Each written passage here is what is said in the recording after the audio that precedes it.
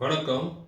இன்னைக்கு எதை பற்றி வீடியோ அப்படின்னா SIR special intensive revision of electoral Rolle's.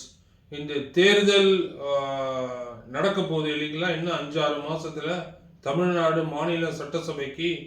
அதுக்கு முன்னாடி வாக்காளர் பட்டியலை திருத்தரும் பேர் வழின்னு ஒரு அவசர கோலகலத்தில் அள்ளி தெளிச்சுக்கிட்டு இருக்காங்க. நாம பேசிக்கா எந்த கட்சியும் கிடையாது. ஆனா ஒரு பொதுமக்களா, ஒரு பொது ஜனமா நான் படுற கஷ்டம், என்னோட வாக்கை நான் நடக்கக்கூடிய தேர்தலில் செலுத்தணும் அப்படின்னு சொல்லிட்டு விரும்புகிறேன்.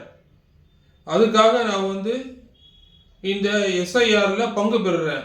ஆனா நடக்கிறது ஒரே மக்களை அலக்கழிக்கிற மாதிரி இருக்கு. கடந்த 4ஆம் தேதி முதல்ல என்ன பண்ணாங்க, வீடு வீடா அந்த வரைவு வாக்காளர் பட்டியல் தயாரித்துக்கு உண்டான அந்த ஃபார்ம்ஸ் எல்லாம் வீடு வீடாக இஷ்யூ பண்ணாங்க. ஒரு வீட்டுக்கும் இப்போ எங்கள் வீட்டில் 6 பேர் இருக்காங்கன்னாக்கா 6 பேருக்கு 5 பேருக்கு தான் கொடுத்தாங்க. அது கொடுத்ததே இல்லாமல் ஒன்றுமே சொல்லலை, இது ஃபில்அப் பண்ணி கொடுங்க அப்படின்ட்டு போயிட்டாங்க. இதை எப்படி ஃபில்அப் பண்ணணும், ஏதா ஃபில்அப் பண்ணணும், எப்படி பண்ணக்கூடாது, எந்த விதமான ஒரு கைட்லைன்ஸும் கிடையாது.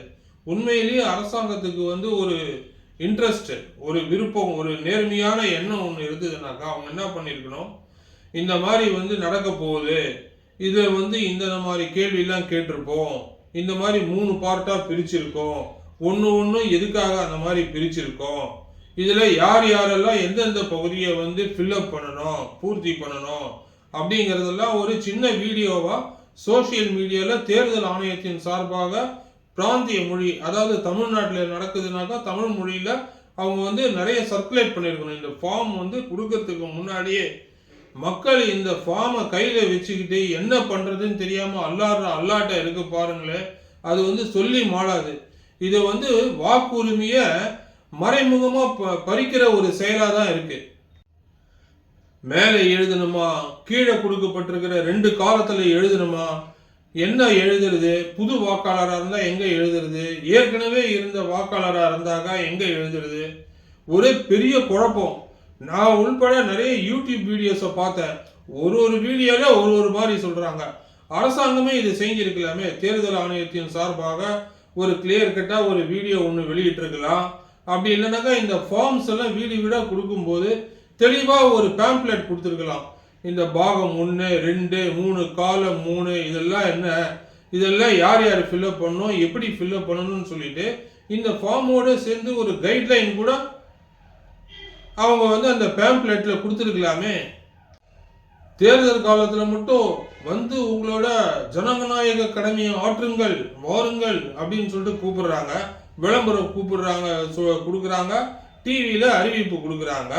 ஆனால் அந்த ஜனநாயக கடமையை ஆற்றுவதற்கு ஒரு உயிர் நாடியா இருக்கக்கூடிய இந்த வாக்குரிமை, இதை சரியா மக்கள் தன் வசப்படுத்திக்கிறதுக்கு ஒரு முறையான வாக்காளர் நான் பண்ணக்கூடாதுன்னு சொல்லலை.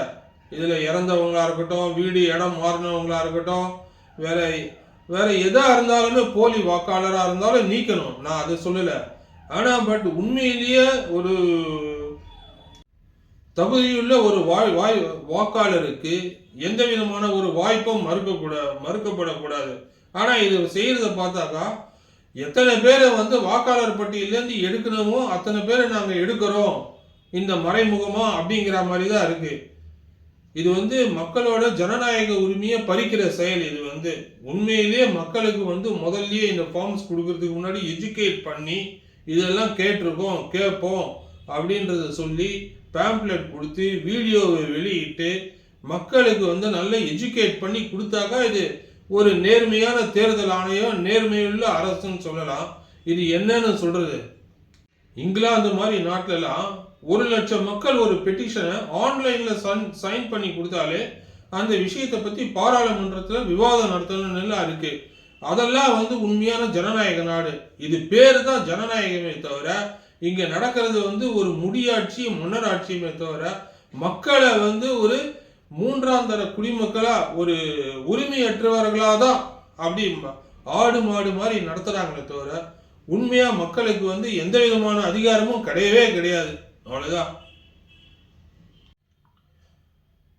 சோஷியல் மீடியாவில் யூடியூப்பில் போய் பார்த்தாக்கா இந்த ஃபார்மை எப்படி ஃபில்அப் பண்ணணும்னு அவங்க சொல்கிறாங்க. பென்சிலில் தான் பண்ணணும், தப்பாயிடுச்சுனாக்கா இன்னொரு ஃபார்ம் கிடைக்காது, அதே மாதிரி இந்த மாதிரிலாம் அப்படின்னு சொல்லிட்டு அவ்வளோ வந்து ஒரு தனியார் யூடியூபர்ஸ் வந்து அந்த அளவுக்கு பண்ணுறாங்க. ஏன் ஒரு கவர்மெண்ட் நினச்சா பண்ண முடியாதா? உண்மையிலேயே ஒரு பெரிய கோபத்தோடையும் ஆத்திரத்தோடையும் ஆதங்கத்தோடையும் இந்த வீடியோவை வெளியிடுறாங்க. இந்த வீடியோ தொடர்பான உங்கள் வியூஸை கமெண்ட்டில் சொல்லுங்கள். நன்றி, வணக்கம்.